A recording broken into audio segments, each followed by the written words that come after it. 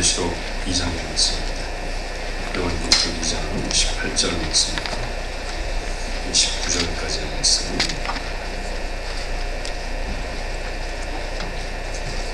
18절부터 29절 말씀을 제가 공부합니다. 두아디라 교회의 사자에게 편지하라. 그 눈이 불꽃 같고 그 발이 빛난 주석과 같은 하나님의 아들이 이르시되, 내가 내 사업과 사랑과 믿음과 섬김과 인내를 아노니 내 나중 행위가 처음 것보다 많도다. 그러나 내게 책망할 일이 있노라. 저칭 선지라 하는 여자 이세벨을 내가 용납함이니 그가 내 종을 가르쳐 꾀어 행음하게 하고 우상의 제물을 먹게 하느니라. 또 내가 그에게 회개할 기회를 주었으되 자기의 음행을 회개하고자 하지 아니하느니라. 볼지어다 내가 그를 침상에 던질 터이니 또 그와 더불어 간음하는 자들도 만일 그의 행위를 회개하지 아니하면 큰 환난 가운데 던지고, 또 내가 사망으로 그의 자녀를 죽이니 모든 교회가 나는 사람의 뜻과 마음을 살피는 자인 줄을 알지라. 내가 너희 각 사람의 행위대로 갚아주리라. 두아디라에 남아있어 이 교훈을 받지 아니하고 소위 사탄의 깊은 것을 알지 못하는 너희에게 말하노니 다른 짐으로 너희에게 지울 것은 없노라. 다만 너희에게 있는 것을 내가 올 때까지 굳게 잡으라. 이기는 자와 끝까지 내 일을 지키는 그에게 만국을 다스리는 권세를 주리니 그가 철장을 가지고 그들을 다스려 질그릇 깨뜨리는 것과 같이 하리라. 나도 내 아버지께 받은 것이 그러하니라.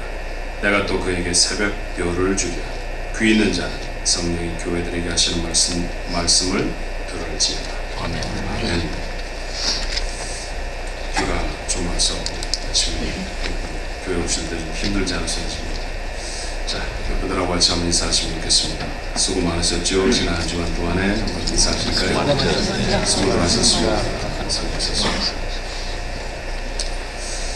순서로 따지면 이렇게 요한계시록 중간 부분에 한 번 더 서머나교회에 대해서 했어야 되죠. 그런데 오늘 마침 장학주일이라 좀 순서를 바꿔서 두아디라 교회부터 좀 살펴보도록 그렇게 하려고 합니다.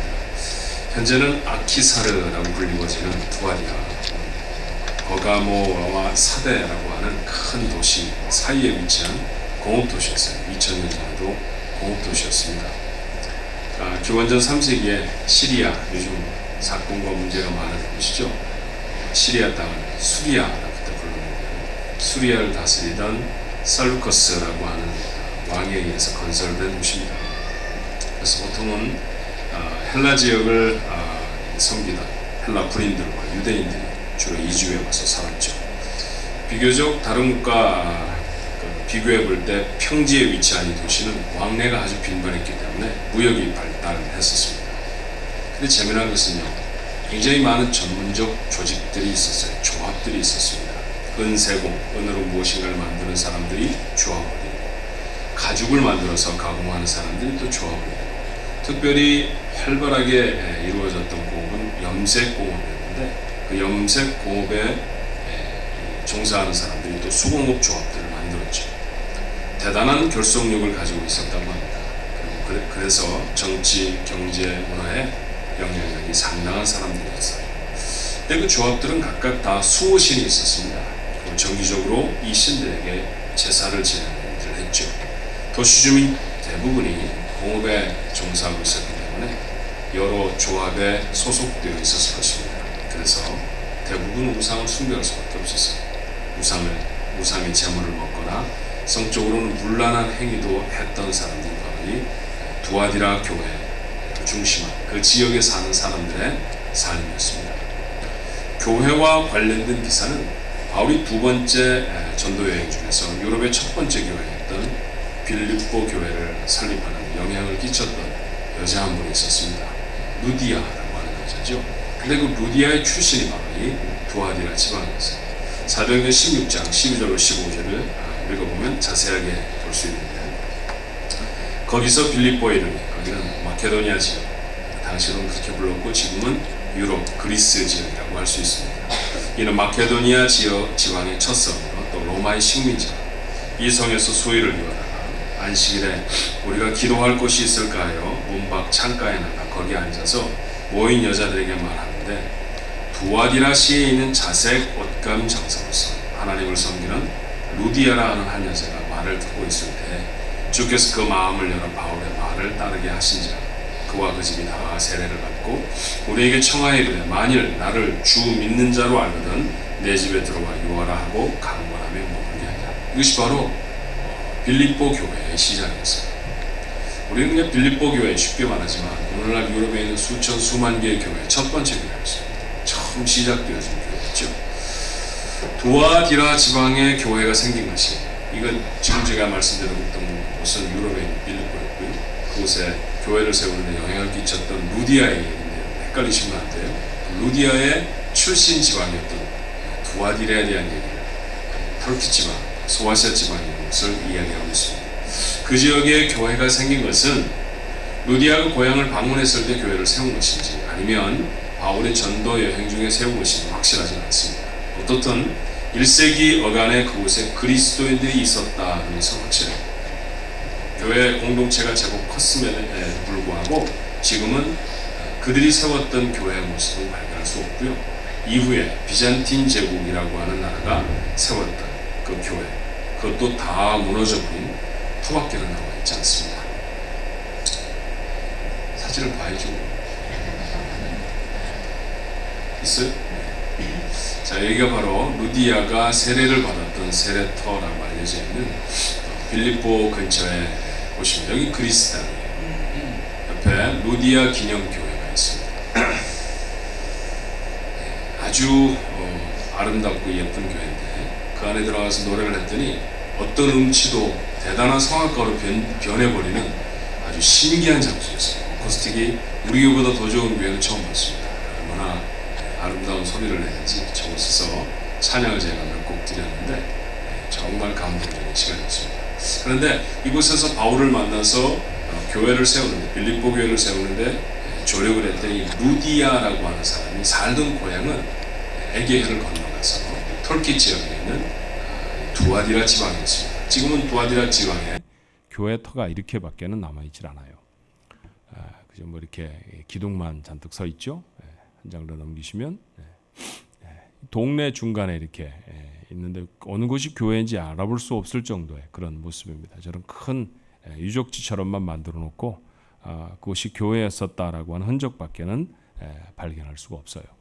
그렇지만 요한계시록에 이렇게 명백하게 언급되어진 것으로 보면 1세기 당시에 이곳에 교회가 분명히 활발하게 움직였다라고 하는 사실을 알게 되어지고요.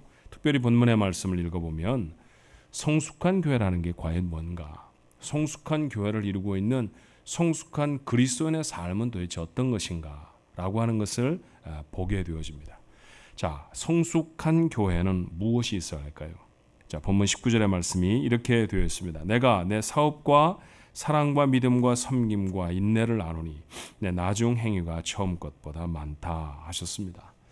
본문에 기록되어 있는 사업이라고 하는 말은 다른 곳에서는 행위라고 번역되어지기도 했던 헬라어 말로는 베르가라고 하는 단어예요. 그러니까 선한 행위를 뜻하는 말입니다. 이어져서 나오는 두아디라 교회의 행위들을 묶어서 이루는 말이죠. 자, 그것들이 어떤 것이었을까요? 첫 번째는 사랑과 섬김이었습니다. 다른 교회 얘기를 한번 해볼까요?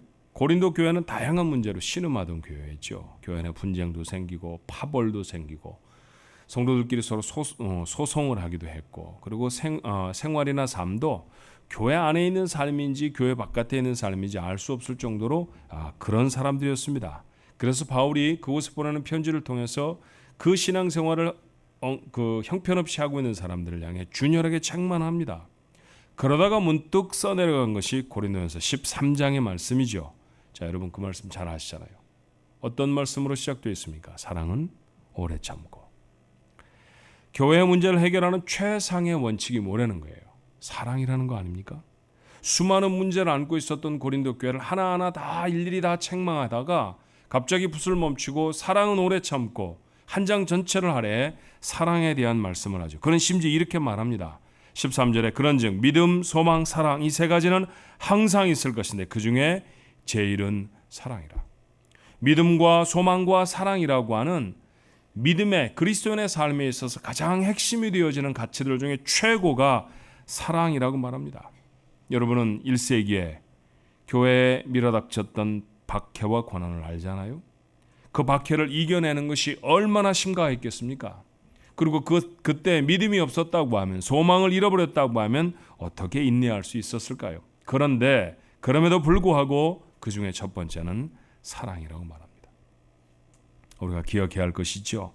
교회를 교회되게 하는 것은 건물이 아닙니다. 그것은 사랑이어야 합니다.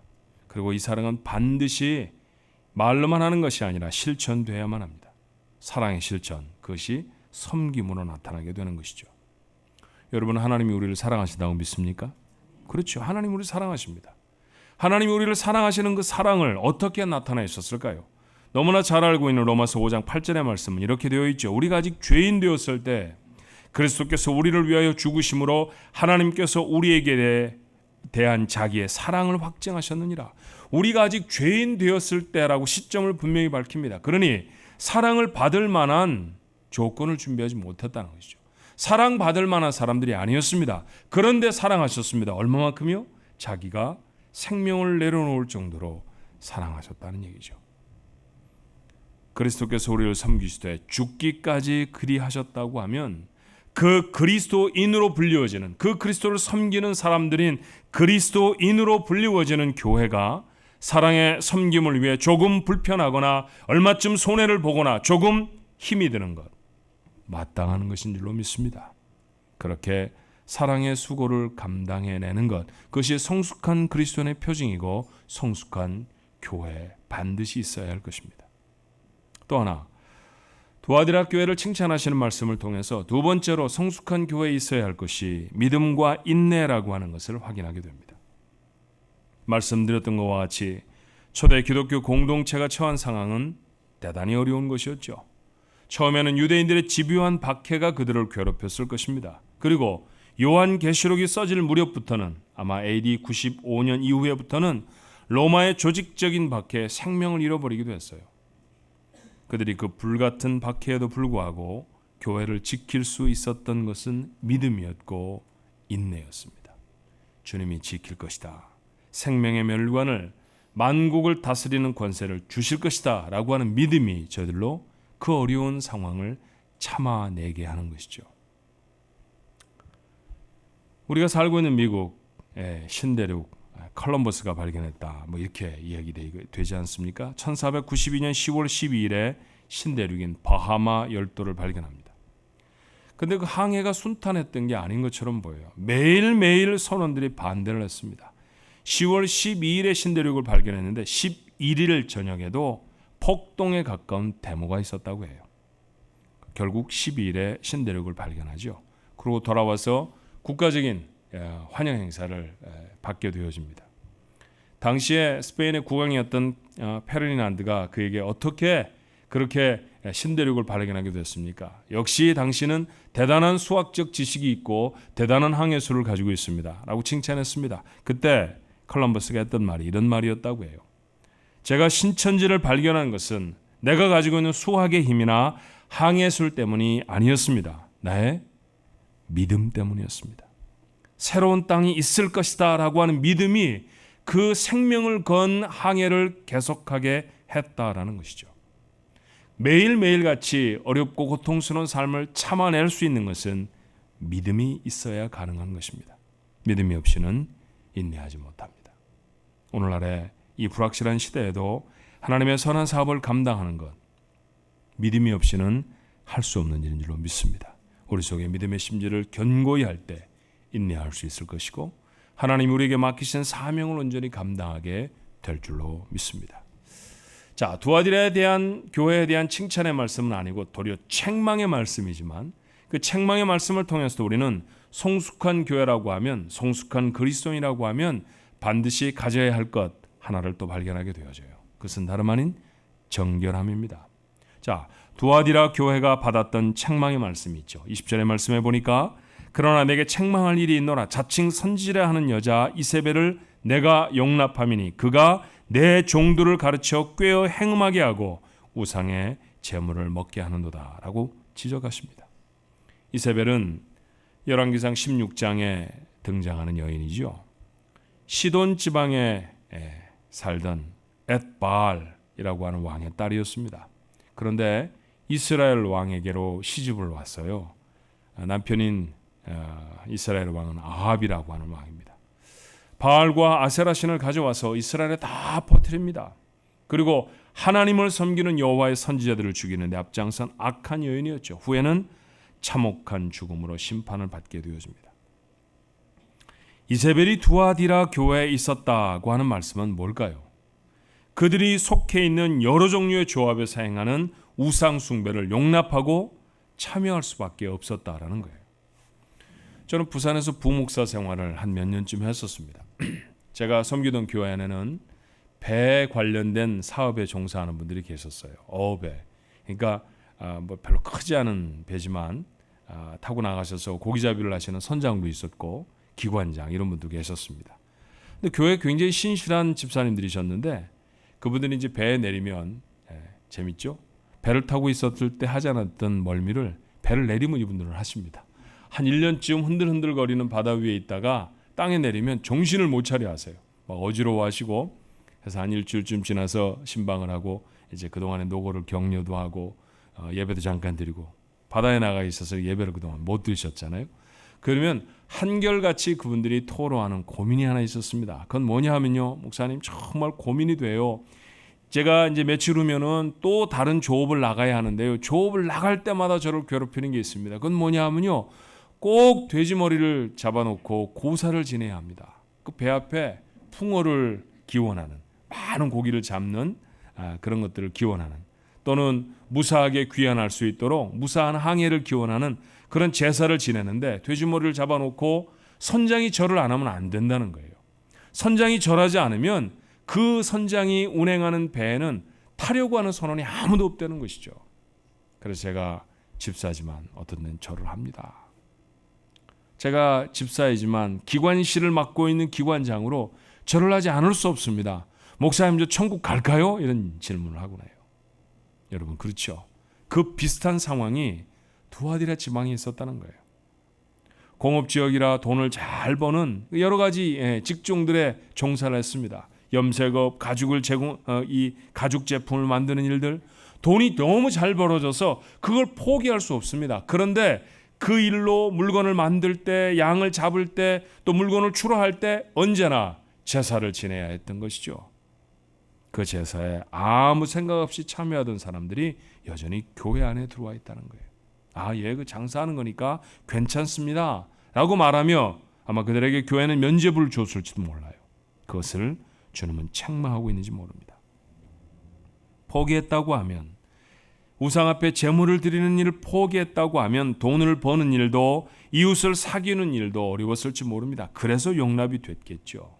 그리고 실제로 우상 숭배의 몇몇 의식들은 난잡한 음행으로 끝나곤 했습니다. 하나님은 우상 숭배 자체를 영적인 음행으로 책망하고 계세요. 교회는 그리스도의 신부로 묘사가 되어집니다. 계시록 21장 2절의 말씀에 보니까 또 내가 보매 거룩한 성 새 예루살렘이 하나님께로부터 하늘에서 내려오니 그 준비한 것이 신부가 남편을 위하여 단장한 것 같더라. 요즘 결혼식을 하는 젊은 커플들을 보면 요란스럽습니다. 결혼식을 보통 1년 전부터 준비를 하더라고요. 특별히 젊은 자매들한테는 이 1년 전부터 준비가 필수인 것 같아요. 1년 전부터 피부 관리를 받고 1년 전부터 다이어트를 하고 그래서 1년 내내 안 먹고 결혼하고 난 다음에 한 2, 3개월 있으면 옛날보다 더 풍성해진 모습으로 나타나기도 해요. 그렇죠? 그런데 그렇게 정말 아름다워지고 싶어 합니다. 그날 하루를 위해서 투자하는 돈, 노력, 시간 얼마나 많은지 몰라요. 그런데 여러분 아무리 외모를 아름답게 꾸민다 할지라도 아무리 멋진 드레스를 준비했다 할지라도 내면이 순결하지 않다고 하면 자기가 결혼하는 남자가 아닌 다른 사람을 사랑하고 있다고 하면 그는 그 결혼식에 설만한 신부는 되지 않지 않겠습니까? 정결함이란 바로 그런 것이죠.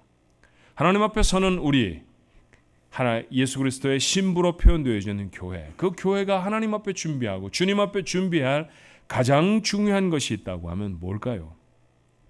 아름답고 멋진 의상이 아닐 것입니다. 우리가 가득 담아가지고 오는 헌금 봉투가 아닙니다. 하나님 우리에게 정결함을 원하십니다. 또 다른 우상과 세상과 타협하며 살았던 우리의 모든 정결치 못한 삶, 그것을 내려놓아야 하나님 앞에 거룩한 신부로 서게 되는 줄로 믿습니다. 하나님과 다른 것을 겸하여 섬길 수 없습니다. 하나님께로 마음을 작정하는 그런 성도들, 그것이 바로 성숙한 성도이고, 그런 성도들로 채워져 있는 교회가 성숙한 교회일 줄로 믿습니다. 이 성숙한 교회는 날마다 성장했어요. 오늘 본문 19절의 말씀에 보니까 내가 내 사업과 사랑과 믿음과 섬김과 인내를 아노니 내 나중 행위가 처음 것보다 많다 그랬습니다. 두아디라 교회는 사랑과 섬김이 그리고 믿음과 인내가 있었습니다. 처음 것보다 많다고 했죠. 그러니 우리가 표현하는 대로 날마다 성장하는 교회였을 것입니다.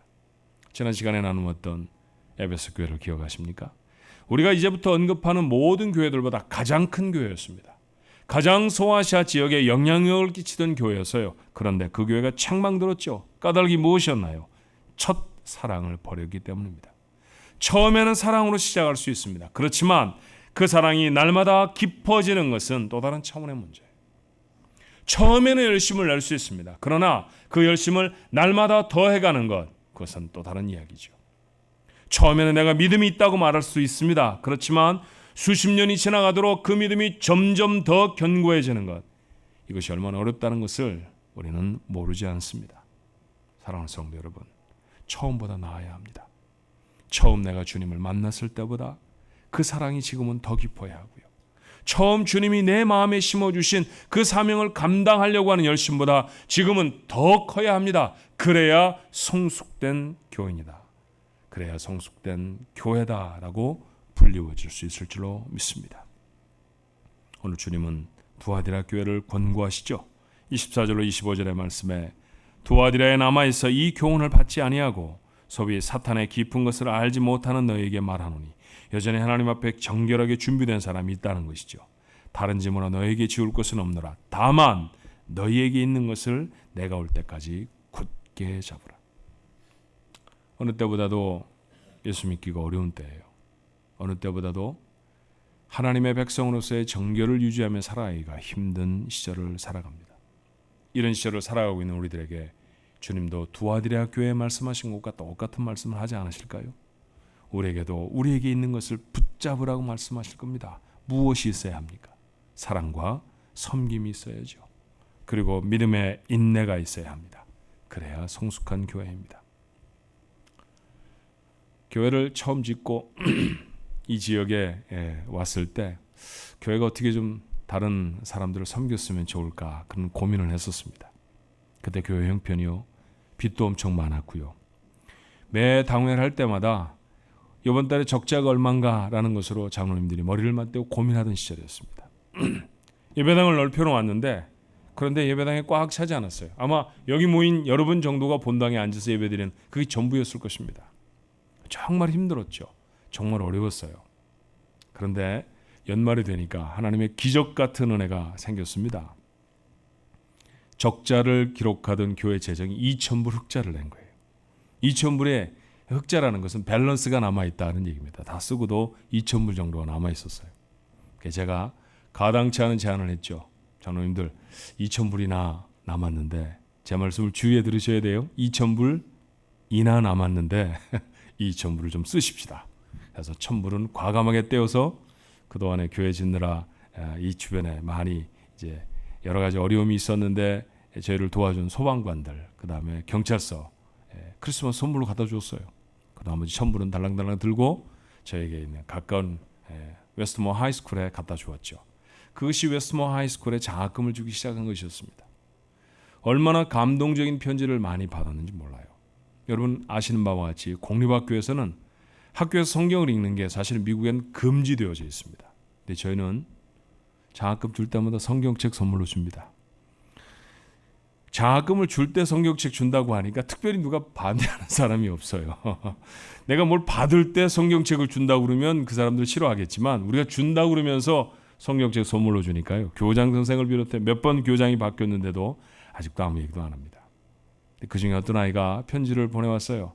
목사님, 제 평생에 처음 새 성경을 받아보았습니다.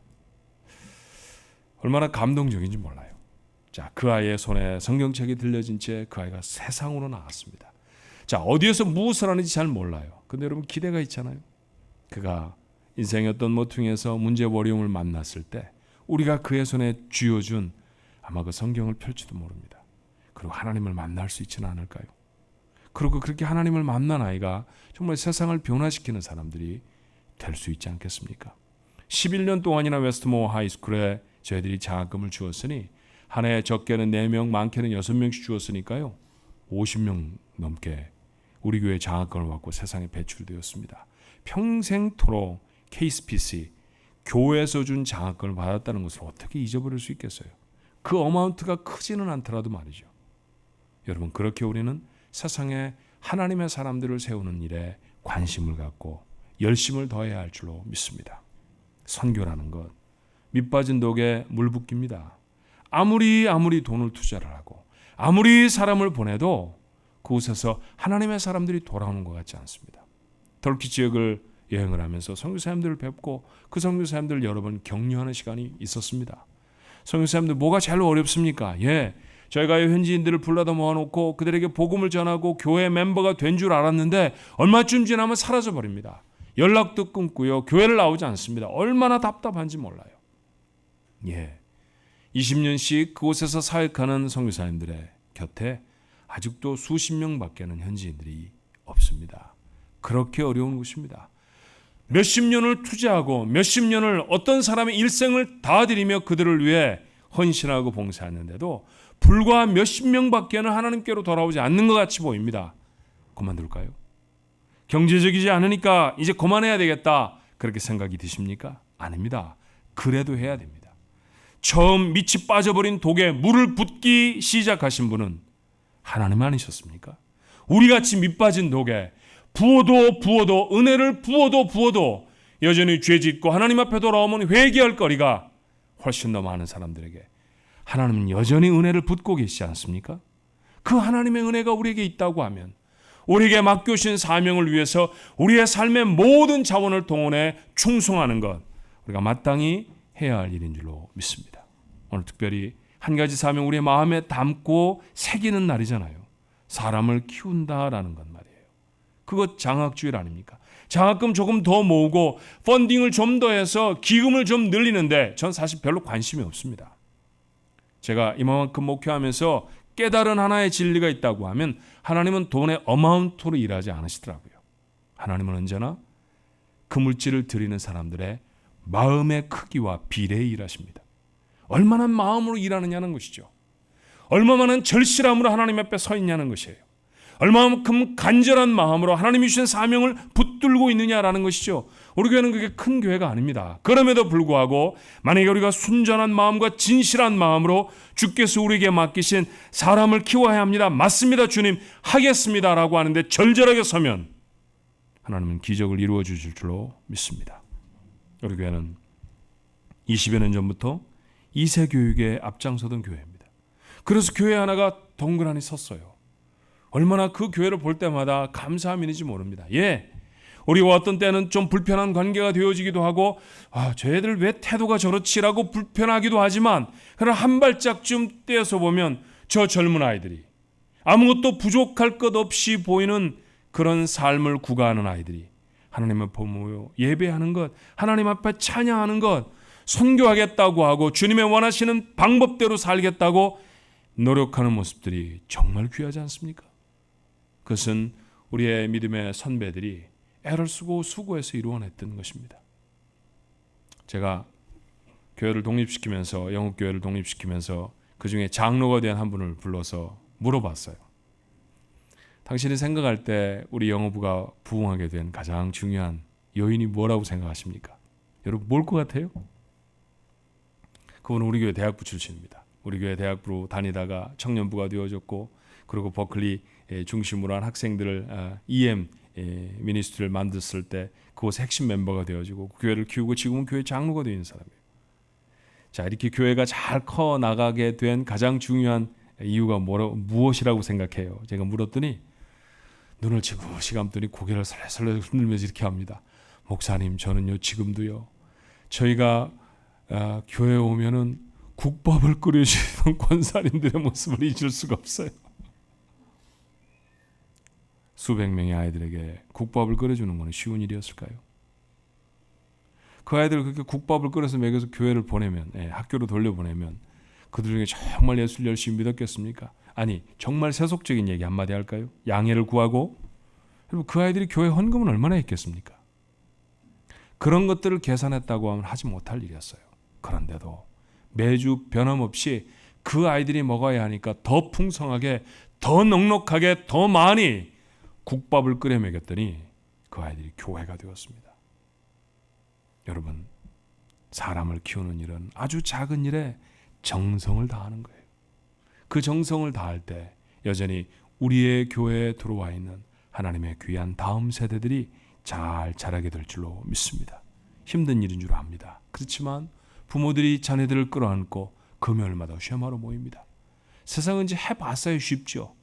숙제해라, 공부했니? 라는 얘기는 많이 했지만 예수님이 어떻고 모세가 어떻고 이런 얘기 해본 적이 별로 없습니다. 그러니 그런 말 나누려고 하면 정말 닭살이 돋는 것 같고요. 아는 것도 별로 없는 것 같고 오금이 저립니다.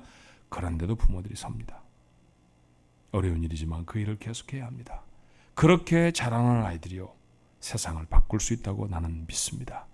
그렇게 자라는 아이들을 통해서 하나님은 하나님의 일을 할 것입니다. 여러분, 청년들 주께로 돌아와야 하지 않습니까? 수많은 청년들이 지금 이 시간에 우리는 예배하고 있지만 거리를 방황합니다. 수많은 사람들이 그저 세상의 가치관에 몰입해서 그렇게 살아가고 있습니다. 그들에게 복음 전해줘야 하지 않을까요? 샌프란시스코는 미국 전체에서 한국 젊은이들이 가장 많이 모여 사는 곳 중에 하나입니다. 그런데 가장 젊은이들이 많다고 하는 바로 그곳에 그 젊은이들이 모여 있는 교회는 많지 않아요. 그럼 대부분은 예수를 안 믿는다는 얘기 아닙니까? 대부분은 교회와 걸음을 끊었다는 얘기 아닙니까? 한국에서 열심을 갖던 젊은이들도 미국에 오기만 하면 마치 신앙의 해방구를 만난 것처럼 그렇게 교회와 걸음을 끊고 제멋대로 살아버립니다. 그렇게 해서 공부를 하겠죠. 박사가 되어지고 어쩌면 좋은 지식을 담고 우리나라로 돌아갈 것입니다. 예수를 알지도 못하고 세속적인 생각으로 똘똘 뭉쳐서 이 세상에 잡다한 것들로 가득 무장이 된 채 돌아간 사람들이 20년, 30년 후에 한국을 움직인다고 하면 그 한국은 어떻게 될까요? 그런 절박함이 우리에게 있어야 하지 않습니까? 한국에서 청년들 사역을 하는 선교사님 한 분이 제게 제 손을 꼭 붙잡더니 정말 간곡하게 부탁하더래요. 목사님, 이민교회가 책임져 주셔야 합니다. 유학으로 오는 똑똑한 아이들, 그 아이들의 마음속에 예수님을 심어서 보내주세요. 그렇지 않으면 20년 후에 한국은 망합니다. 그래요. 우리는 그런 절박한 전선 앞에 서 있는지 모릅니다. 그래서 교회에 와주는 청년 하나가 소중한 것이고요. 그 한 생명을 살리기 위해 부지런히 투자를 합니다. 부지런히 애를 써야 합니다. 젊은 세대 전도회들이 모여서 그들에게 밥을 해주기도 하고요. 기도를 하기도 하고요. 우리는 매년 부흥회 하지 않기로 몇 년 전에 결의를 했죠. 2년에 한 번 합니다. 그리고 비워진 한 해, 그 한 해는 청년들을 위한 전도 집회를 하기로 했어요. 올해 그 전도 집회가 있는 해입니다. 여러분의 기도가 필요합니다. 하나님, 샌프란시스코, 이 아름답고 이 좋은 곳, 그렇지만 죄악이 너무 깊은 곳, 그 거리를 방황하는 젊은이들이 하나님의 교회로 돌아오게 해 주옵소서. 여러분의 간절한 기도, 절실한 기도 하나가 화살들이 되어져서 방황하는 청년들의 가슴에 꼽힐 때 그들이 하나님의 사람들로 세워질 수 있을 줄로 믿습니다. 그렇게 세우는 교회를 보고 잘했다 그러실 거란 말이죠. 그렇게 애를 쓰는 성도들을 향해서 너희들이 가지고 있는 것을 굳게 붙잡고 있구나 칭찬하실 것이라는 얘기입니다. 그런 마음들이 하나로 모여져서 사람을 키우겠습니다. 다짐하는 주, 그게 바로 장학주일입니다. 성령은 우리 교회에 성숙한 교회의 지표가 있느냐고 물으십니다. 굳게 잡으라고 권면하시죠. 이기는 자에게 다스림의 권세를 주시겠다고 했습니다. 본문의 26절이죠. 이기는 자와 끝까지 내 일을 지키는 그에게 만국을 다스리는 권세를 주리니. 그렇습니다. 사람 키워내면 하나님의 말씀으로 세상을 다스리게 될 줄로 믿습니다. 그러니 아주 작은 어린아이 하나, 그 아이에 대한 소망을 놓치지 마십시오. 그 아이를 위한 기도를 해야 하고요. 그 일을 위해 우리의 물질이 나누어져야 할 줄로 믿습니다. 그 귀한 일들을 통해 하나님이 영광을 받으시고 그 영광 받으시는 교회를 이룬 축복의 교회, 그게 우리 교회의 모습이 되기를 축원합니다. 기도하십시다. 은혜와 사랑이 많으신 하나님 아버지, 45년 교회 역사 중에 가장 드라마틱한 내용들은 사람을 키워내는 일들에 있었습니다. 그 일을 잘 감당할 수 있게 하셔서 감사합니다. 부족한 부분도 있었겠죠. 저희들에게 모자란 부분들을 깨우쳐 주시어서 이제 45살이 되어진 교회가 더 분명하게 사람을 키워내는 교회가 되어지도록 축복해 주시옵소서. 사랑의 수고를 감당하고 섬기고 아버지 하나님 믿음과 인내를 든든히 붙잡는 성숙한 교회, 지표를 가지고 있는 교회, 하나님만 섬기겠다고 결단하는 정결함이 있는 교회, 그것이 바로 저희들 교회의 모습이 되게 하시며 하나님 우리에게 맡겨주신 사명 최선을 다해 감당해 칭찬받는 교회가 되도록 축복해 주옵소서. 예수님 이름으로 기도하옵나이다. 아멘.